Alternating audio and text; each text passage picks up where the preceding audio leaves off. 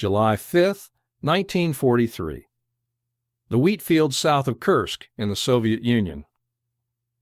Dawn is breaking over the Belgorod sector, and 200 brand-new German tanks are rolling forward into the largest concentration of firepower the Eastern Front has ever seen.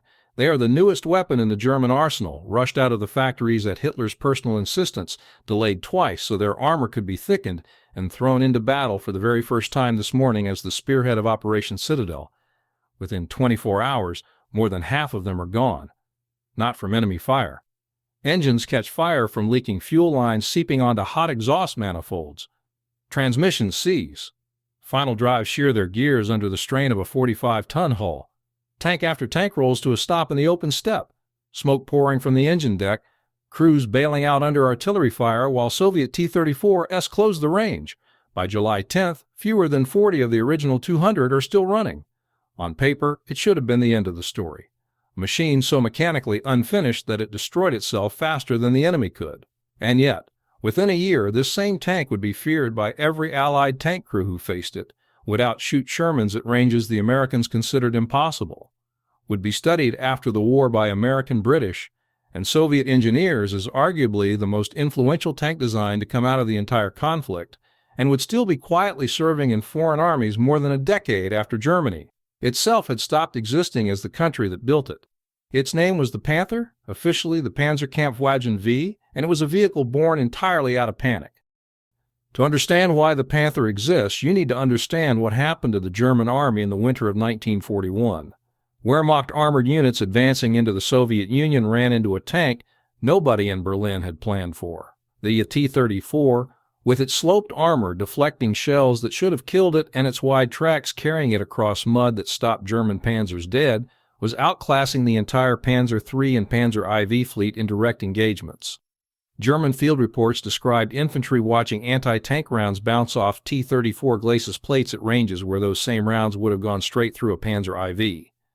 Heinz Guderian, commanding 2nd Panzer Army, was so alarmed that he formed a special commission, sent it to the front, and had it bring a captured T-34 back to Berlin for direct examination by German engineers and industrialists. The commission's blunt recommendation was to copy the T-34 outright. German industry rejected that option almost immediately, partly out of pride, partly because German production tolerances, optics, and crew ergonomics followed a completely different engineering philosophy, and partly because certain T-34 features, like its cast turret and simplified drivetrain, were considered crude by German standards even while its armor geometry was recognized as brilliant. The compromise was a new tank that would take the sloped armor concept the Soviets had proven in combat and rebuild it entirely around German engineering practice. Precision welded plates, a torsion bar suspension with overlapping road wheels, and German optics that were by nearly universal post-war agreement superior to anything the Allies fielded. Two firms competed for the contract. Daimler-Benz submitted a design that leaned heavily on T-34 styling, complete with a rear-mounted turret and a diesel engine layout reminiscent of the Soviet tank. MAN, working with Rheinmetall on the turret, submitted a more conventional German layout with a front-mounted transmission and a centrally placed turret. Hitler initially preferred the Daimler-Benz design specifically because it looked more like the T-34, but the German Army's Ordnance Office, Waffenamt, argued that the Daimler-Benz proposal was too radical a departure from existing production infrastructure and pushed the MAN design through instead. Hitler then intervened again, this time demanding the armor be thickened beyond the original specification, a decision that delayed the finalized design by months and pushed the vehicle's weight up considerably from what its transmission and running gear had originally been engineered to handle. That single decision, made for reasons of morale and propaganda rather than mechanical sense, is the direct root cause of nearly every reliability failure that would plague the tank for the rest of the war. The vehicle that finally emerged from MAN's factory floor was designated the Panzer V Panther, and it was rushed into production so quickly that the first operational units received tanks straight from the assembly line with almost no opportunity for extended troop trials. The finished machine weighed approximately 44.8 tons in full combat trim, considerably heavier than the Panzer IV it was meant to complement rather than replace. It measured 8.86 meters long with the gun forward, 3.27 meters wide, and just under 3 meters tall. The frontal glacis plate was 80 millimeters of rolled homogeneous steel angled at 55 degrees from vertical, a geometry that gave it an effective thickness against incoming rounds far greater than the raw plate number suggested, in some calculations equivalent to well over 140 millimeters of vertical armor. The turret front used a curved cast and welded mantlet roughly 100 millimeters thick, an area that would later prove to have one serious design flaw. Its rounded lower lip could deflect incoming rounds downward into the thin roof armor above the driver's position. A defect crews nicknamed the shot trap, and one that was only partially addressed later in production with a redesigned chin. The main weapon was the 7.5 centimeters Kuke-42L/7, a remarkably long-barreled high-velocity gun that fired the Pisgar 39-42 armor-piercing round at a muzzle velocity of roughly 925 meters per second, capable of penetrating around 150 millimeters of armor at 1,000 meters, enough to defeat a Sherman or a T-34 from ranges at which neither of those tanks could reliably return fire through the Panther's own frontal armor. This asymmetry, a gun that could kill at 2,000 meters mounted on armor the enemy's standard guns could barely scratch at half that distance, is the entire tactical story of the Panther in one sentence. Power came from a Maybach H L230 P30, a 23-liter V12 gasoline engine producing around 700 horsepower, driving the tank through a complex synchromesh transmission to a top road speed of about 46 kilometers per hour, with cross-country speeds closer to 24. Operational range was roughly 250 kilometers on internal fuel, poor by later standards but reasonable for the doctrine it was built around. The suspension used interleaved and overlapping road wheels, a system called shock-to-loft work, mounted on torsion bars, distributing the tank's enormous weight evenly across the track and giving it a notably smooth ride for a vehicle of its size and enabling accurate long-range gunnery on the move. It came at a brutal maintenance cost. In the mud of the Russian autumn, the Rasputitsa, and especially in the freezing winter that followed, mud and ice packed between the overlapping wheels and froze solid overnight, in some documented cases welding entire road wheel assemblies together and requiring crews to build fires under their tanks each morning just to free the suspension before they could move. Crew complement was 5: commander, gunner, loader, driver, and radio operator who doubled as the hull machine gunner. Every specification on paper described a tank built to kill at a distance most of its opponents could not match, wrapped in armor engineered mathematically rather than simply thickened, riding on a system built for accuracy rather than raw toughness. It also described a vehicle whose complexity, weight, and rushed production would very nearly destroy it before it fired a shot. If you are finding this deep dive into Cold War and World War II armored engineering useful, hit subscribe. It takes a second, costs nothing, and it helps the channel keep making this kind of content. The catastrophic debut at Kursk very nearly ended the program. Of the 200 Panthers committed to Operation Citadel under the newly formed Panzer Regiment 39, official after-action reports logged mechanical breakdowns, not enemy action, as the single largest cause of losses in the opening days. Engine fires were traced to fuel and oil seals that failed under the heat and vibration of sustained combat driving, a problem made worse by the fact that crews had received only weeks of familiarization with a completely new machine before being sent into the largest tank battle in history. German engineers scrambled to fix the failures in the field and back at the factory simultaneously, reinforcing the final drive housing, resealing the engine compartment, and revising crew procedures for engine warm-up and cooling. The tanks that survived Kursk's opening days, however, delivered a very different lesson once they were actually able to fight. In long-range engagements across the open steppe, Panther gunners reported destroying T-34s at ranges beyond 1,500 meters, distances at which Soviet crews could not effectively return fire. The tactical verdict that emerged from the wreckage of Citadel was stark and would define the rest of the war. As a mobile weapon in open maneuver warfare, the Panther was still unreliable. But as a long-range tank killer, its main gun and armor geometry were exactly as devastating as its designers had promised. Through the winter of 1943 into 1944, the OSV and later OSG variants addressed many of the mechanical failures exposed at Kursk. Reinforced final drives, improved engine cooling, and revised crew training cut breakdown rates substantially. Though never eliminated them entirely, the tank's raw weight remained a fundamental burden its drivetrain was never fully designed to carry. By the summer of 1944, when Allied forces landed in Normandy, the Panther had matured into the tank its designers had originally envisioned, and the hedgerow country of Normandy turned out to be almost perfectly suited to its strengths. The bocage, thick hedgerows dividing small fields into a maze of ambush corridors limited engagement ranges in most infantry actions to under 200 meters, but at the road junctions and open stretches where Panthers could actually use their guns full range, the results were lopsided.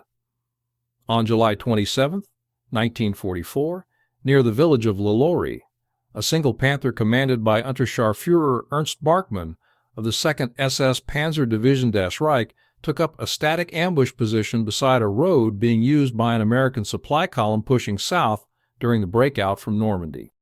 Over the following hours, Barkmann's tank destroyed a reported 9 Sherman tanks and multiple trucks funneling down that road, absorbing hits from American tank destroyers and aircraft and continuing to fight even after being struck and set partially ablaze before finally withdrawing under its own power. The site is still known today among military historians simply as Barkmann's Corner. Actions like it? Single well-positioned Panthers inflicting disproportionate losses on advancing Allied columns became common enough during the Normandy campaign that American and British tank crews developed a standing rule of thumb, repeated across after action reports and later memoirs, that it took several Shermans engaging a single Panther from multiple angles simultaneously to reliably kill. It in a frontal engagement, since a lone Sherman attacking head-on stood little chance of penetrating the glacis before being destroyed itself. The Panther's reputation had grown large enough by December 1944 that German intelligence built an entire deception operation around it. During the opening phase of the Ardennes offensive, the Battle of the Bulge, Otto Skorzeny's Panzer Brigade 150 fitted a small number of Panther Os G tanks with sheet metal panels, modified turret shapes, and painted markings intended to make them resemble American M10 tank destroyers from a distance, an improvised disguise nicknamed by the crews who operated them simply the Ersatz M10. The plan was to slip these disguised Panthers behind American lines alongside English-speaking German soldiers in captured uniforms to seize key bridges and spread confusion in the chaotic opening days of the offensive. The disguise was crude enough up close that most of these vehicles were identified and either destroyed or abandoned within days, but the operation itself is a strange testament to just how recognizable and feared the genuine article had become by that point in the war.